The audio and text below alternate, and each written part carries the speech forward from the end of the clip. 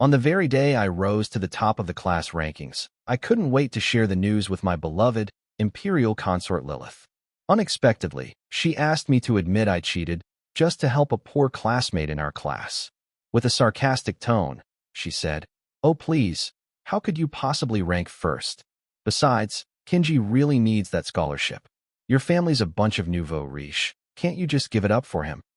Not only did I not refuse, I immediately agreed without hesitation.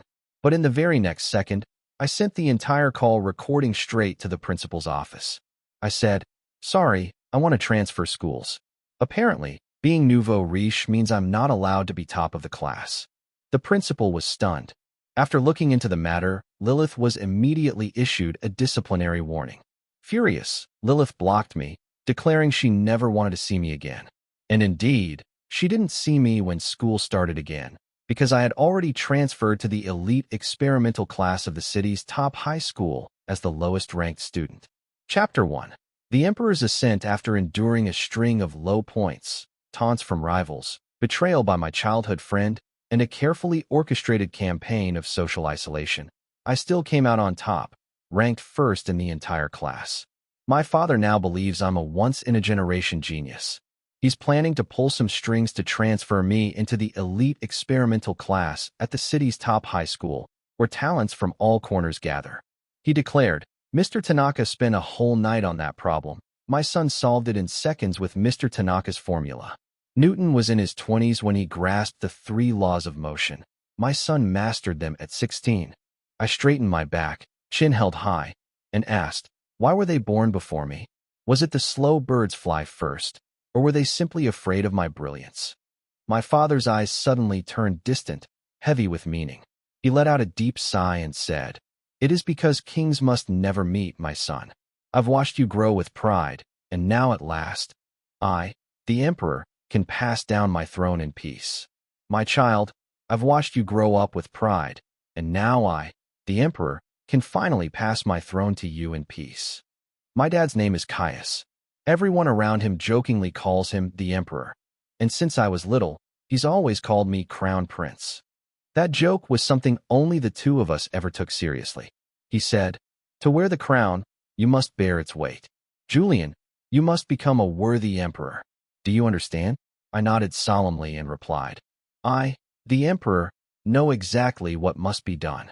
After I posted on WeChat, declaring my triumphant rise to the top of the rankings and my successful coronation, Lilith called with mockery in her voice. She said, "Julian, please, you, first place, trying to get my attention by cheating? Is that fair to those who actually work hard?" I took a deep breath. A worthy emperor must keep his emotions hidden and strike only when the time is right. I asked, "Oh, then tell me, who exactly is my success unfair to?" She paused, then let out a snide laugh as if she realized something. "You're just jealous of Kenji and targeting him on purpose. I can't believe I didn't see how gross you were before. You better confess to cheating and return first place to him, or I won't talk to you next semester." I replied calmly, "But I didn't cheat. You can check the surveillance footage or ask the teacher to give me another test." Lilith was stunned for a moment, then snapped irritably, "Do you really have to be so petty? You know Kenji needs that scholarship more than you. Your family's loaded. Can't you just let him have it?" I looked up and sighed. Back when I was just crown prince, I had promised her an empire as my dowry to make her my empress. Who could have known that after meeting Kenji, she'd change her heart? Every time we argued, she'd side with outsiders against me, the Emperor. I used to let it slide for the sake of our childhood bond. But now I am the Emperor, and how dare Lilith, a mere subject, speak to me like that? It's time she learned a lesson. I agreed and said, "All right, I'll talk to the principal." She froze for a second, clearly not expecting me to be so agreeable this time. Then she scoffed and said, "You know what, forget it. I'll forgive you this once. Just don't use such cheap tricks next time." I immediately emailed the recording of our conversation to the principal's office. "Sorry, I want to transfer schools. Apparently, nouveau riche kids aren't allowed to be number 1. She messed with me, but this time she hit a wall of steel. No one in class wanted to be friends with me, so I'd go straight to the office to ask teachers for help. Even the principal knew who I was.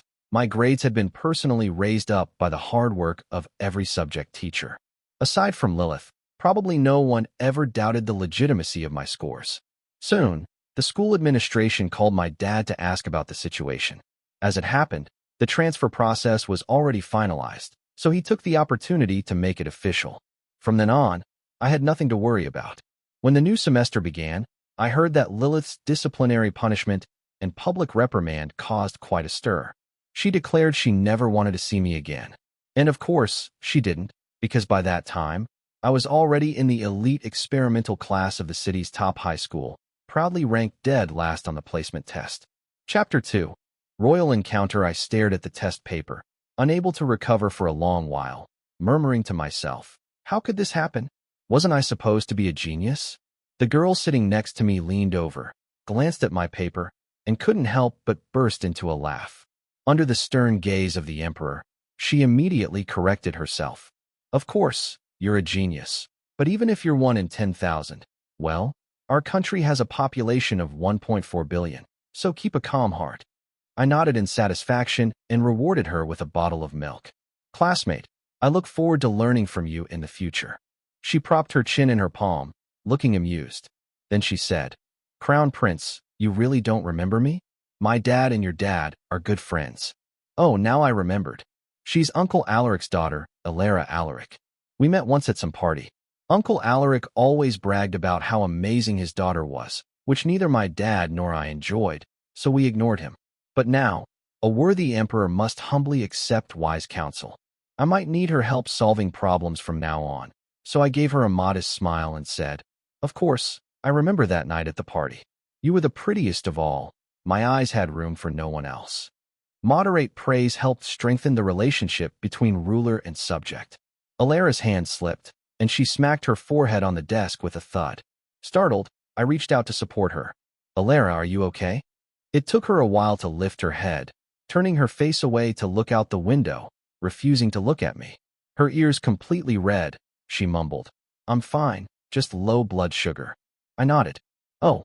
Then I said nothing more, lowering my head to seriously correct my memorials, also known as test mistakes.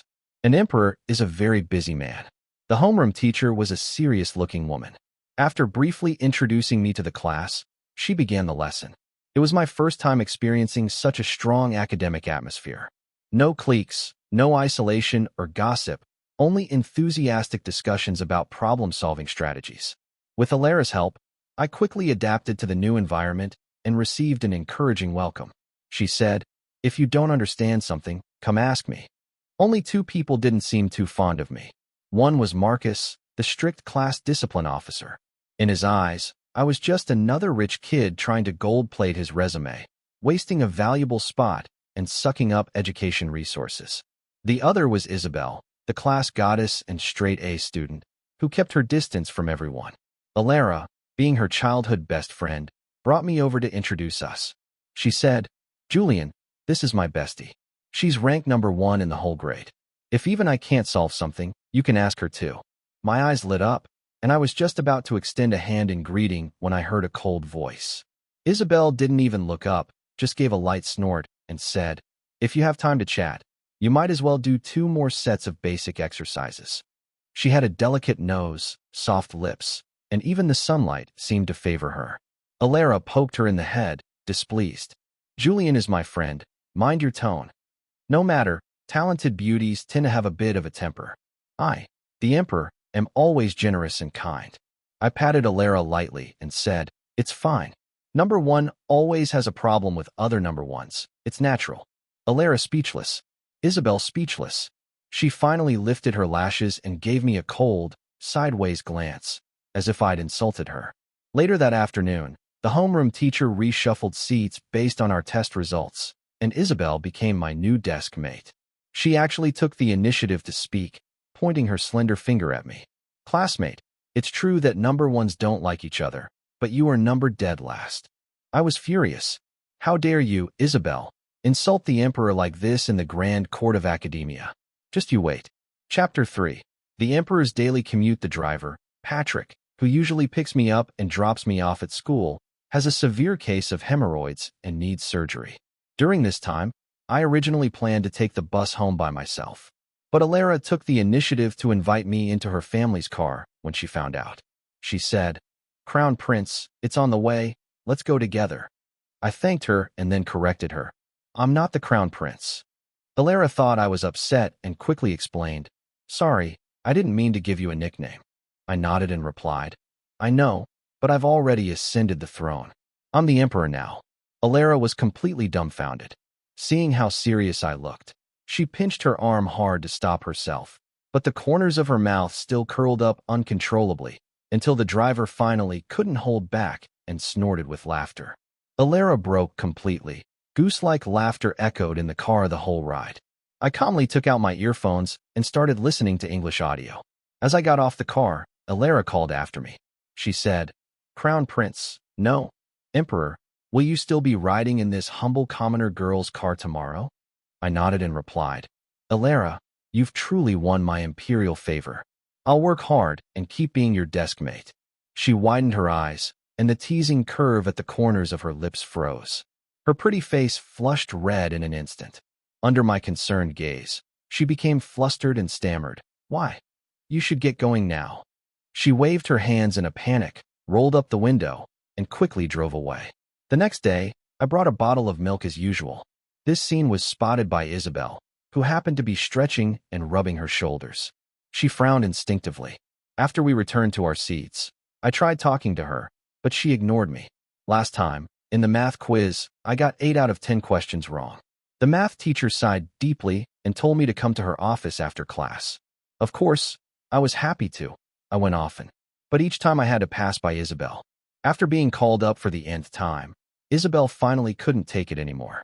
Her repressed morning grumpiness was about to explode. She complained, Which question don't you understand? I'll just teach you. I accepted reluctantly.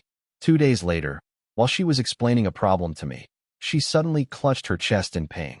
I poked her with the tip of my pen and asked, What's wrong with you? She slowly turned her head to look at me and said in annoyance, I think you've stressed me into an irregular heartbeat. All right then. I figured she was basically a half-official imperial tutor now, so I handed her my own bottle of milk. I said, Teacher Isabel, don't be mad, calm down. I'll keep working hard. She couldn't explode on me anymore and could only take the milk with a pout. Was she upset because I didn't bring her one before? I probed. Should I bring one for you next time too? Her tone was full of complaint. I had to lecture you till my mouth went dry before I got one bottle from you. Alara just gives you a ride, and you bring her milk every day. Knowledge really is worthless these days. I frowned and retorted, You can't say that. Knowledge is priceless. Isabel snorted and ignored me again. I was about to go ask Alara a question when Isabel turned her head and pretended to sleep, refusing to move and let me pass. Left with no choice, I had to use that trick. I have dermatographism, also called skin writing disease, so I used a pen to write big characters on my arm and stretched it under Isabel's desk. It said, Don't be mad anymore. I'll bring it for you from now on. The next second, she gasped. Her pupils shook. Are you allergic? I replied, Nope, it doesn't hurt or itch, don't worry. After I explained, her lips pressed tightly together. She looked both angry and helpless. I asked cautiously, I'm trying to make it up to you, aren't you happy? In ancient times, there were heroes who carved words into their flesh to show loyalty to the nation. Today, here I am. I, Emperor Julian, humbling myself to mingle with the commoners, getting a tattoo just to fool people. Quite the charismatic act, isn't it? Isabel blushed to the tips of her ears when she heard this. She rested one hand on her cheek, hiding part of her face with her fingertips, and said softly, Fine. Since you're so sincere, from now on, you can ask me for help with other subjects too, not just math. But you can't pull this kind of stunt again, got it? Wait, really? I was overjoyed, but I couldn't help feeling a little suspicious. Is milk really that popular? It's from my dad's friend's factory. They deliver it to me every day. I only gave it to Alara because I thought it tasted bad. No idea how the girls ended up loving it. Chapter 4. A Royal Showdown. Just as I was about to get in the car, I noticed Alara's expression didn't look too good. At the same time, there was someone else standing nearby. Isabel looked at me and smirked. My driver's unavailable today too. Mind if I squeeze in with you guys? I nodded and stepped back, planning to sit in the front passenger seat. Alara and Isabel spoke up at the same time. Wait a second. Before they could finish, a familiar voice cut in. Julian, who are they? I turned my head. It was Lilith, whom I hadn't seen in a long time. She looked grim, staring daggers at the three of us. I asked her back, what are you doing here? Lilith was at a loss for words. Her gaze dodged a little, and she awkwardly tucked a stray hair behind her ear. She said, didn't Patrick get hospitalized? I came to see if you wanted to ride in our car. I replied, no need. The moment I rejected her, her expression turned sour with embarrassment and frustration. She snapped, Julian, you ditched me without a word and transferred to this crappy, unfamiliar school. Fine. I didn't even make a fuss when you ratted me out, and even offered you an easy way to save face. And now what? You don't appreciate it at all. She glared at me and added, if you keep acting like this, I'm seriously done with you. When I stayed silent, Lilith approached with a cold face and tried to grab me, only to be blocked by the book in Alara's hand. Alara rolled her eyes and said, hilarious. If our school is crappy, then what's yours? A landfill. Lilith's face turned bright red. She bit her lip and snapped, I'm talking to Julian. What's it to you? Alara replied, enunciating each word clearly. How dare you even? The Emperor's name isn't something you can just throw around. Go back to where you came from and stop getting in the way of his studies. Lilith's expression twisted in anger. She clenched her fists so tightly her nails dug into her palm and hissed, Julian, let's see if you're man enough not to regret this. Regret? I'd rather use that time to solve one more question. While the two of them were facing off, Isabel silently handed me a set of listening comprehension exercises. She said, these are based on your weak areas. The circled parts are required. Rest is optional. Tears of gratitude nearly welled up. I said, thank you, Teacher Isabel. She smiled and lowered her head to continue reading. When Alara finally returned triumphantly, she looked frustrated. She pouted and complained, Your Majesty, I chased that crazy girl off, and you didn't even look up at me once. I took off my earphones and nodded to show my appreciation. I said, Alara, you've done a great service in defending your emperor. You shall be greatly rewarded. With your assistance, how can I not bring peace to the realm? Her eyes lit up and she replied, My thanks, Your Majesty. I'll continue to do my best. At the same time, she cast a subtle glare at Isabel, who looked utterly unamused. The whole ride, the two of them sniped at each other with sarcasm, while the driver occasionally tried to mediate. I started missing Patrick's quiet and reserved presence. Come to think of it, was his silence all this time just because his hemorrhoids hurt too much? Chapter 5. Imperial Decrees. Over the weekend, while I was casually scrolling through WeChat posts as usual, I saw an official couple photo of Lilith and Kenji. The caption read, Rather be a poor man's wife than a royal concubine. From now on, I'll only be your devoted partner. So she pulled me out of her block list just to show me this? She really likes broke guys. Is she trying to live out some humble wife helps ambitious men rise to glory storyline? Is this a kink? I don't get it, and I'm not giving it a like. Next, life is a vast wilderness. Snowy mountains, highways, grasslands. Plus the classic arms wide open pose. Cliché, lacks originality. No like. Then the next one. If you love me, then say it. Couple's motorcycle photo shoot in the hills. Blatantly violating traffic laws. No like. Then came a photo of Alara in a flowing lilac chiffon dress, figure skating. I gave it a like. Flawless facial control, perfect proportions like a magazine cover. Truly pleasing to the eye. Isabel quickly replied under it. The only reason I liked your selfie was because it took guts to post that body, not because I thought you looked good. Soon after, Lilith called me. She asked, Don't you have anything you want to say to me? I answered, Nope. She suddenly scoffed and said, I was going to forgive you if you just apologized, and we'd stay friends. But clearly, you're still so pathetic now. Even if you beg me, I won't forgive you. Let's just delete each other. My boyfriend doesn't like it. I replied, All right, goodbye. I ended the call, deleted her, blocked her, all in a single decisive imperial strike. Why didn't I do it earlier? Because a sovereign of my caliber must not act on petty whims or fleeting emotion. An emperor's heart must be vast, his vision infinite. Nothing escapes my all-seeing gaze. I study the rise and fall of dynasties, and I know well, isolation breeds downfall. I patrol the realm of WeChat moments with tireless diligence to grasp the shifting tides of the mortal world. But as of today, Lilith is no longer a citizen of my empire. She has been exiled without the possibility of return, her name struck from the records. Just as I was about to inspect Alara's latest offerings, a message from Isabel pierced through the noise like a royal decree. I've compiled a few new types of math questions. Solve each using at least 2 methods. At that moment, a surge of divine energy coursed through me. I seized my pen, the Emperor's sword, and waged battle against logic and numbers. When the final theorem bowed before me, the hour had already passed midnight. Bathed in the cleansing light of intellect, I found serenity and drifted into slumber triumphant. Did I forget something? No matter, if it were truly worthy of an emperor's attention, it would have remembered me. Chapter 6. The Imperial Chronicler. Good news. I've improved quickly and jumped to second to last place in the monthly exam. Bad news. That's only because the last place student took a leave of absence to attend a physics competition. Alara tried to comfort me. Your Majesty, you should compare yourself with your past self. You scored 32 more points than last time. That's amazing. Even Isabel surprisingly agreed. Yeah, at this rate, you'll catch up in no time. I had just nodded when my new desk mate, Marcus, let out a cold snort. He said, dreams are fine, but at least make them realistic. I don't believe someone who got in through connections actually cares about studying. Who knows how those scores even came about? Alara frowned. What's that supposed to mean? I held her back and said calmly, are you suggesting I cheated? Marcus adjusted his glasses and said, I never said that, but I do have the responsibility to remind you. Cheating is taken very seriously in this class. Hey now, things were getting interesting. If someone targets me, that means they're jealous, and if they're jealous, it means I'm doing something right.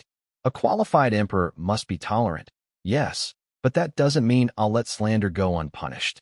I leaned in close to his ear, patted his shoulder, and gave a dark chuckle. Do you know what happened to the last guy who accused me of cheating? Marcus swallowed hard. He was clearly nervous, but still forced himself to raise his voice. What are you going to use your fancy background to bully people? This isn't your private elite school where you can do whatever you want. His raised voice caught the attention of classmates nearby who had been discussing questions. After they learned what happened, several people began defending me. Someone said, Marcus, you've got the wrong idea about Julian. He's really serious and hardworking. No way he'd cheat. Another added, yeah, and he's sharp too. He asked me a question last time and even offered an alternative solution I hadn't thought of. Someone else said, don't judge people with prejudice. If he got into our class, he must have passed all the admission criteria. If you've got doubts, go ask the homeroom teacher. Marcus's face turned pale, but he still tried to hold his ground and glared at me. Don't get cocky. I'll be watching you. What did I ever do to him? Isabel later explained. Back in our second year of high school, there was an Olympiad math competition held at your old school. Marcus and I both attended. A girl accidentally knocked his glasses off and broke them. He asked her to pay for it, but she burst into tears. Then some guy stepped in to defend her and punched Marcus. The more I listened, the more familiar this sounded. Then Isabel added, and coincidentally, that same girl who came to see you at the school gate last time. That's the one who broke his glasses. I was speechless. I turned to glance at Marcus. He was angrily drawing a "do not cross" line on the desk, looking like he wished he could teleport away from me. Chapter 7. An Emperor's Predicament. Since then, wherever I went, I always felt a gaze following me like a shadow. I stretched lazily and strolled leisurely. Not bad. I, the Emperor, naturally deserved to have an imperial chronicler recording my words and deeds. This is the kind of treatment I, the Emperor, should receive. Although there was always this faint, inexplicable sound of someone grinding their teeth nearby. Until one day, I was late right during the homeroom period with our head teacher. She stared at me for a long time, then suddenly ordered me harshly to stand in punishment at the front of the class. Besides Marcus, who wore a gloating grin, everyone else looked a little surprised. I was probably the first student in this class to ever be punished like that. Alara and Isabel frowned deeply, opened their mouths as if to say something, but I subtly raised my hand to stop them. I was late, and the teacher punished me. But if the teacher is late, I don't get to punish her. That's called perspective. It took her 30 years to get up on that podium. but I only needed to be late once. Isn't that success? I joyfully flipped my mindset and actually started finding the punishment kind of fun. After class, the head teacher called me to her office. She said, "Julian, do you know why I made you stand as punishment?" I responded sincerely, because I was late. Her eyes grew a bit complicated, like she was holding back anger. She said, "Being late is a small matter, but don't you think you should explain why you were late today?" I answered. My alarm broke and I couldn't get out of bed. The head teacher sighed, pulled out her phone, and showed me a video. The footage showed me cornering a girl in a narrow alley. She was sitting on the ground, trembling. I stood over her saying, "You don't need to know who I am, and don't tell your parents, or else." At that moment, I seemed to sense someone nearby. I turned around, and the video cut off. The footage was shaky. Clearly, the person filming was scared. Faced with the disappointment in her eyes, I paused and asked, "Can I ask who filmed this?" Her expression turned sharp. "Are you planning to go after the person who filmed it?" "Julian, I don't care what kind of person you were at your old school, but at our school, we do not tolerate bullying. Do you understand?" I sighed and said, "I don't believe anyone. I saved her today. Patrick had something come up at home, so I figured since I was already late, I might as well take the bus on my own." I cut through the alley as a shortcut and saw a girl choking, her face pale. Probably ate something too fast and got stuck. I performed the Heimlich maneuver, slapped her back to help her breathe. Luckily, she finally came around. Sophie sat on the ground, catching her breath. I stood up exhausted and tried to comfort her, but she started rambling about how she wanted her parents to make a banner to thank me. I quickly stopped her. I'd nearly been falsely accused for helping someone before. Gotta be cautious, especially since there were no security cameras around. Didn't expect that kind of footage to end up being recorded anyway, and the angle blocked her completely. It only captured my face. The head teacher clearly didn't believe me and kept staring at me with suspicion. I said, "Don't worry, teacher.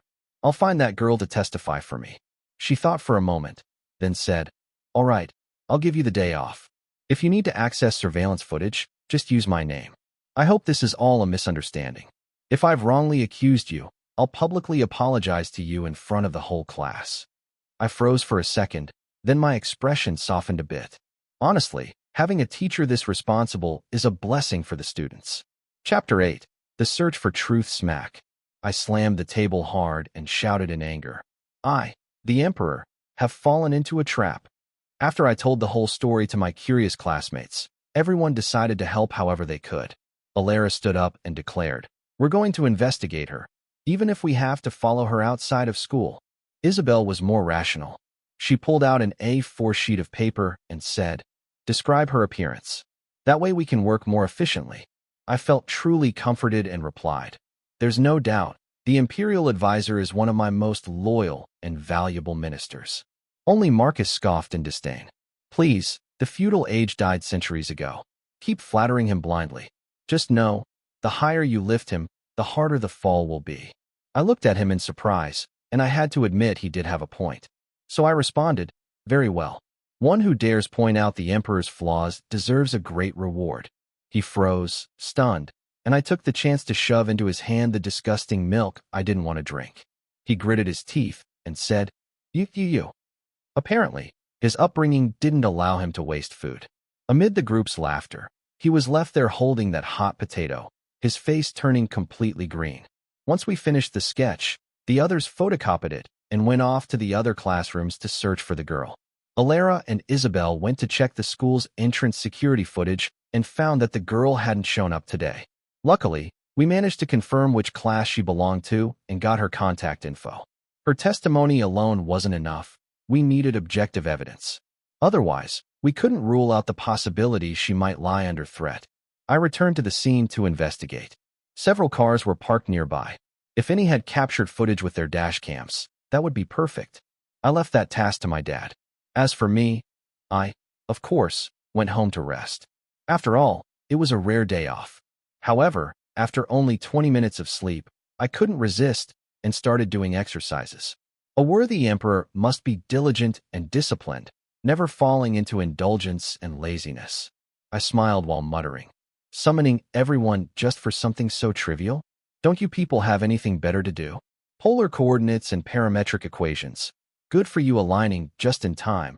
But if you challenge me, the Emperor, it won't end well. Functions and derivatives, you always try to embarrass me in front of everyone. One day, I'll wipe out your entire family. I was so absorbed in my battle with the exercises that I lost all sense of the world around me, until I suddenly heard someone calling me. I looked up and froze. At some point, two heads had appeared at the window.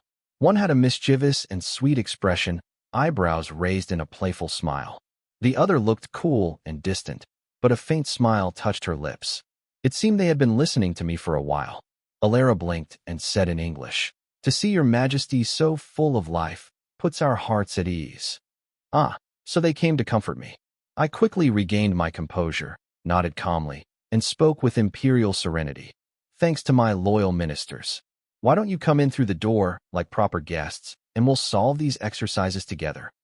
Catching the hint, Alara touched her nose a bit sheepishly and quickly said, "It was Isabel's idea. She was worried about you and dragged me along." Isabel ignored her, simply reached out, took my exercise sheet and asked, "Which ones can't you solve?" Just as she finished speaking, a cold gust of wind blew in from outside, and Alara sneezed. At the perfect moment, the three of us exchanged glances and then burst out laughing. Today is the winter solstice. I wonder if it'll snow this year. I've already started looking forward to it. Chapter 9. Vindication. The next day, Sophie, the girl I had saved, really came to the office with a commendation banner. When she heard I'd been misunderstood as a bully, she was furious. She snapped, "It must have been someone who has a grudge against you, spreading rumors on purpose." That video was cut so short. Just one more second, and the truth would have come out. Meanwhile, my dad had successfully contacted the car owner and obtained the full dashcam footage. He was shouting about seeking justice for me, but I stopped him. After all, the misunderstanding was resolved, and that was enough. Besides, if I had actually been bullying someone, the person who filmed it would have been doing the right thing. The head teacher kept her promise and apologized to me in front of the whole class. She said, "I must reflect on my own actions. I judged Julian too quickly and even made him stand as punishment. I sincerely apologize. This incident has reminded me that as a teacher, I must have more faith in my students. Julian was late because he was helping someone. That's something to be proud of. It deserves applause and recognition." As soon as she finished speaking, the class erupted into applause, all smiles on their faces. The head teacher gave a warm smile. She added, "The reward I promised will always be valid. Come to me any time to claim it." I nodded, feeling a bit embarrassed, because honestly, I did oversleep that day. After class, I gave a carton of milk to every student in the class as a thank you gift, including Marcus. What surprised me was apparently it had actually helped out a bit yesterday too. Right now, Marcus was quieter than usual, not even lifting his head the whole time. I withdrew my gaze indifferently, but when he came out of the office looking downcast, I suddenly popped out from around the corner and startled him. Absolute cruelty leads to tyranny. Too much kindness becomes weakness. A qualified emperor must temper mercy with an edge. I said coldly, "I knew it was you. Now tell me, why did you slander me?" To my surprise, the next second, he dropped to his knees with a thud, his voice trembling. "This is all my fault, but I really thought you were bullying her at the time." I was stunned. Once I processed what he said, I quickly reached out to pull him up, but he refused to rise, just kept muttering apologies. Face dark, I said, "Stop kneeling already. What do you want people to think? I'm bullying you now." He sprang to his feet at once, though his lips were still quivering. I led him to a quiet corner. I asked, "Marcus, did you come after me because you were bullied once and now you think I'm just like them? You've got the highest grade in political science in the whole class. How could you still make such a sweeping judgment?" His voice was thick with guilt. He said, "I'm sorry." I sighed. "Well, since you're owning up to it so sincerely, I've decided. Let me tell you a little fairy tale." Chapter 10. The Golden Heart. Once upon a time, the emperor and the empress lived in a castle deep in the forest with their crown prince. Marcus interrupted me. "Wait a minute. Isn't the cultural background of your story a bit messed up? Wasn't it supposed to be a royal prince who turns into a frog?" But under the emperor's majestic gaze, he lowered his head again. "My mom passed away early. I was raised by my dad alone. When I was 8, my dad was working at a construction site. His wages had been delayed for a long time. To pay for my tuition, he went to confront the site manager multiple times, only to be insulted and even physically assaulted. My dad couldn't take it anymore. He gave the guy a shove, and the man stumbled backward, landing on a steel bar and dying on the spot. Fortunately, other workers testified in my dad's favor. He was sentenced to 3 years. I was entrusted to my uncle and aunt, but living under someone else's roof was tough.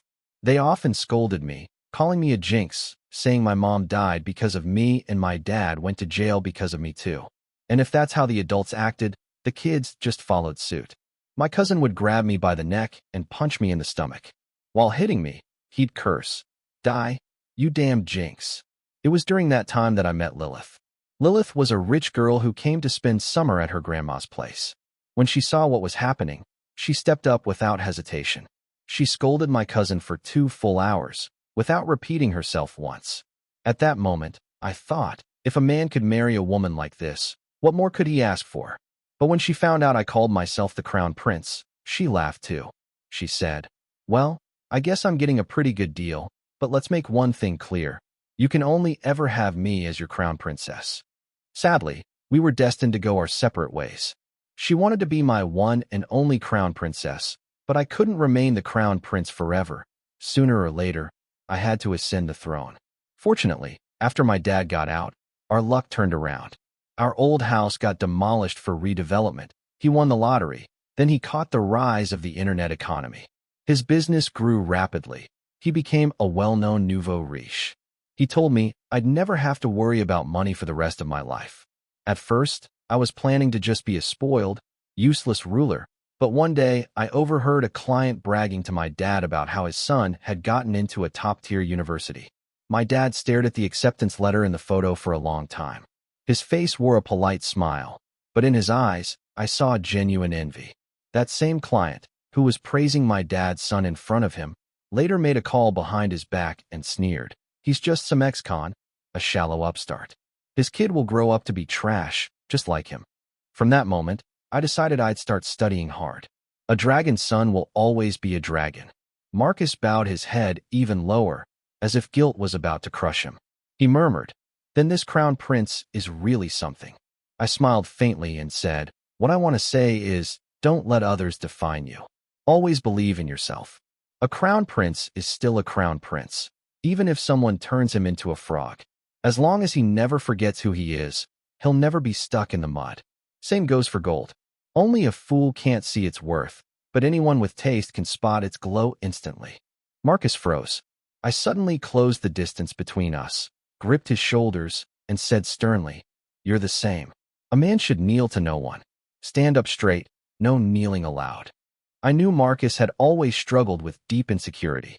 The school regularly posted grade rankings on the bulletin board. While everyone else's photos showed confidence and pride, Marcus's eyes were filled with fear and self-doubt.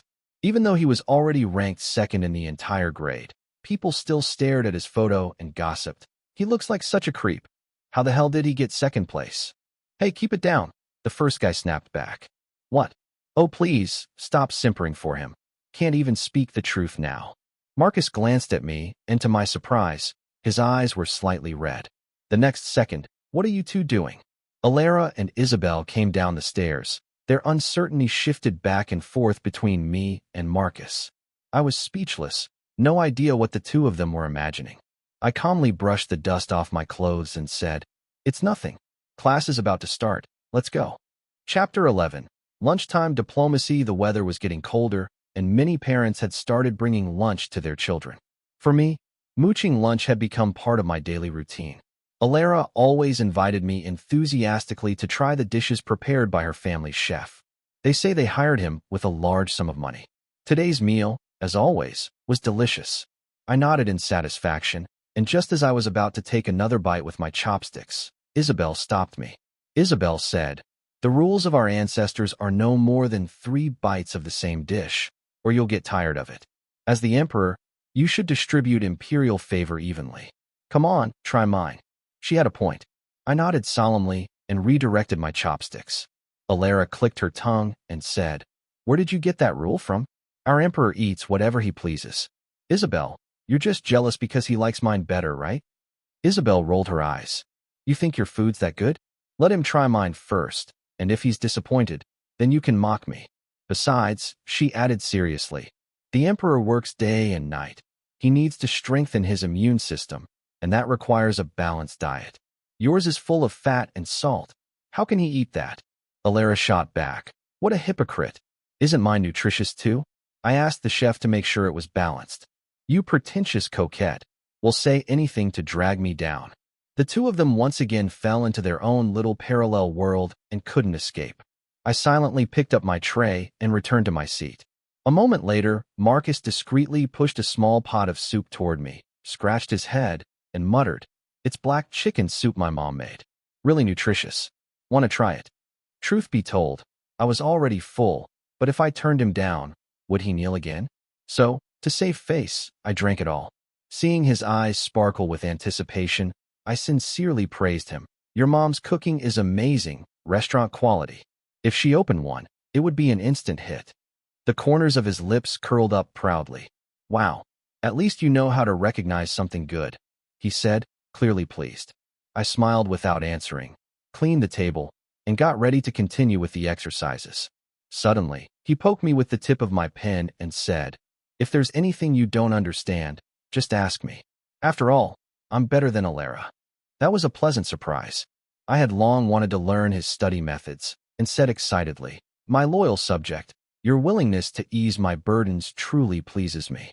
A reward is in order." He kicked his chair back, about to express his gratitude for the imperial grace, but I swiftly pressed him down. Chapter 12. The Exiled One returns. The shadows passing under the camphor trees gradually changed from 3 people to 4. As winter deepened, our clothes grew thicker too. Before we realized it, the new year had arrived. As a proper nouveau riche family, we loved decorating the house in red and gold. Lively, festive, the whole works. On the 5th day of the new year, my friends were supposed to come over to celebrate. My dad was bustling in the kitchen, all smiles in his apron, eager to cook them a hearty meal to thank them for helping me with school. Unfortunately, before the friends arrived, the Exiled One did.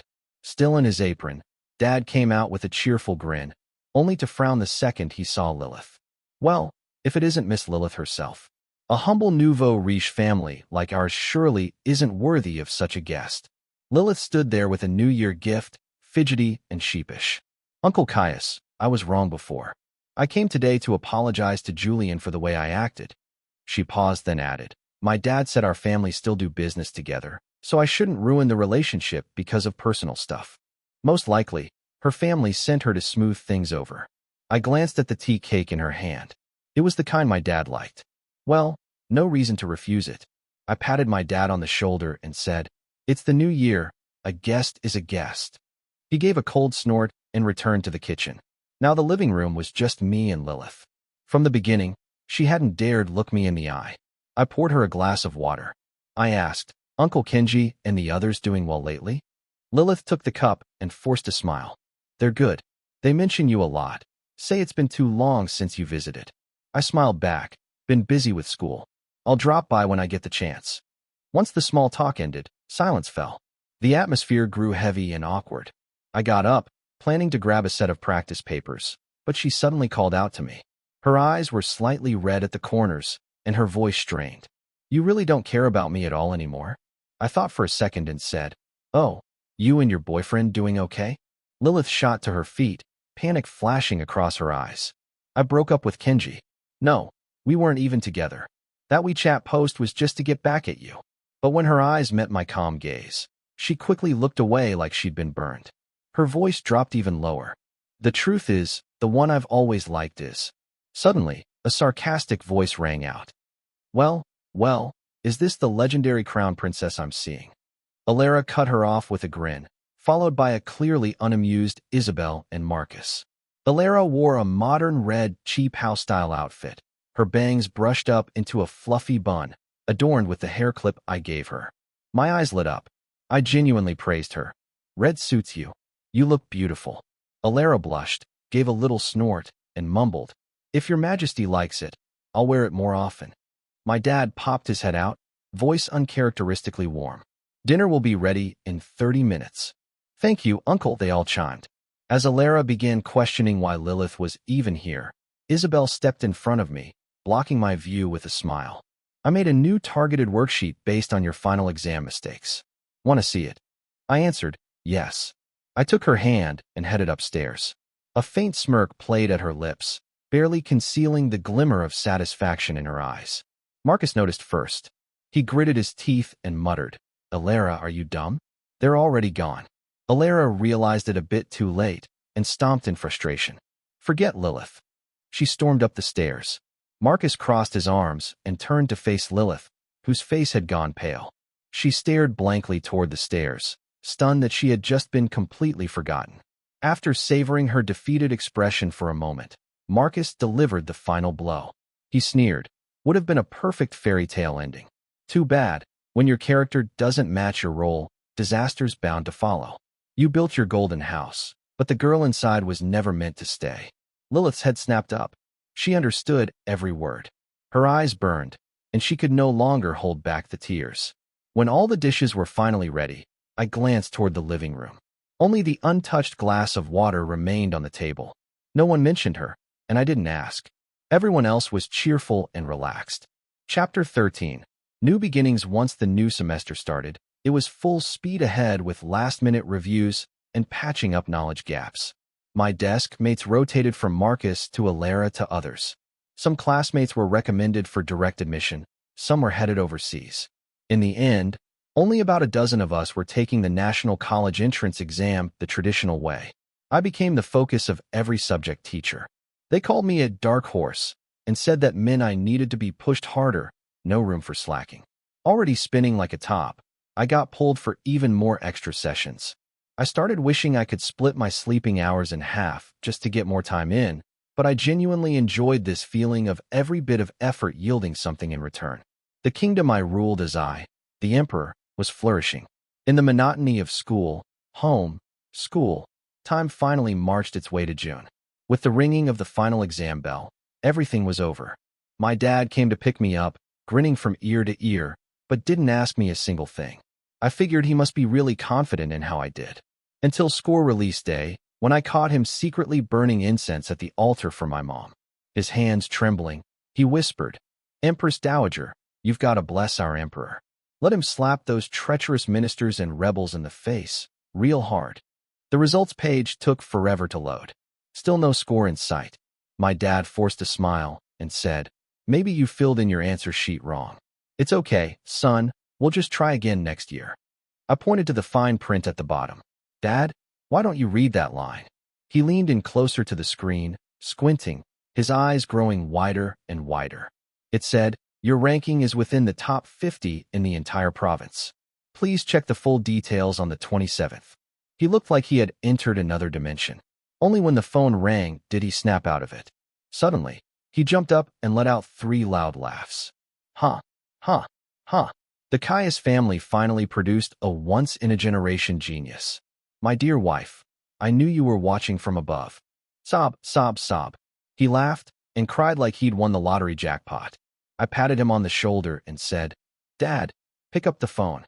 He wiped his tears, glanced at the caller ID, and instantly plastered on a wide grin. Yo, old Alaric. The scores? Oh, nothing special, just top 50 in the whole province, that's all.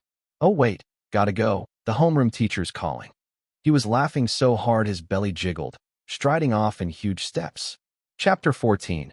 Imperial family. On the day we filled out our college applications, the 4 of us gathered together.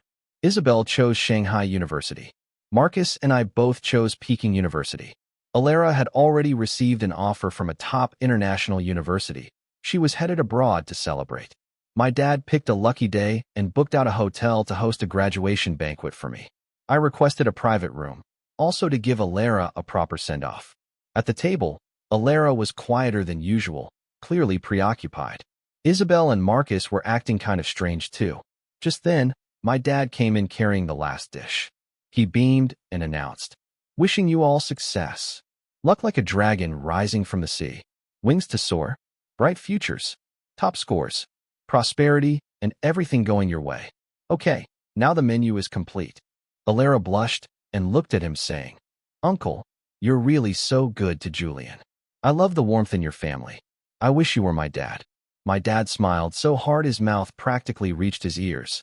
He said, "Oh, you flatter me," then turned and immediately recorded a voice message to Uncle Alaric. "Your daughter doesn't want you anymore." Isabel's face went black. I glanced around at them all, and suddenly it clicked. I understood. So I waved my hand and declared, "What's there to be embarrassed about? How about this? From today on, you all officially recognize my dad as your godfather. From now on, we won't be just friends. We'll be imperial family, brothers and sisters in title." Marcus speechless. Isabel also speechless. Alara's eyes widened as she shot to her feet. She bit her lip and blurted out, "That's not what I meant. I was trying to say, Emperor, Isabel quickly pinched her mouth shut and explained, "We're about to part ways soon. She's just emotional." She emphasized part ways, and Alara froze without denying it. After my dad left with a cheerful smile, Alara glared fiercely at Isabel. She huffed coldly. "The future's long. Let's see who wins in the end." Isabel took a calm sip of tea and replied, "Looking forward to it." Marcus muttered, "No official titles, no status. And y'all are already acting out a palace drama? Shameless." Two girls instantly turned their weapons on him. A verbal battle was inevitable. I quietly slipped away from the war zone. Just as I stepped outside, I bumped into Lilith. She looked pale and haggard. Word was she'd been sick recently. Her exam scores had been poor, and the Larson family had decided to send her abroad. As for Kenji, he didn't do well either. I'd read in a WeChat post that after being rejected repeatedly, Kenji slapped Lilith in a fit of rage. The two of them had added plenty more fuel to the school gossip fire. I, the Emperor, have read it. Quite satisfying, so I gave it a like. Chapter 15. The future unfolds. Lilith pressed her lips together, looking a bit cautious. She said, "Julian, I'm going abroad." I nodded. Safe travels." She opened her mouth again, wanting to say more, but a few others walked over and cut her off. Marcus grabbed me, dragging me forward excitedly. "Don't bother with them," he said. "They're about to light the fireworks.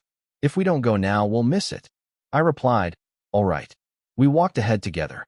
Alara and Isabel followed soon after, and Lilith finally realized she couldn't even touch the hem of my coat anymore. Whoosh! A dazzling firework exploded in the night sky, illuminating all of our futures. I tilted my head back quietly, admiring it. Under my rule, the rivers run clear, the seas are calm, the times are harmonious, the harvests are bountiful. From this point on, may the road ahead be smooth.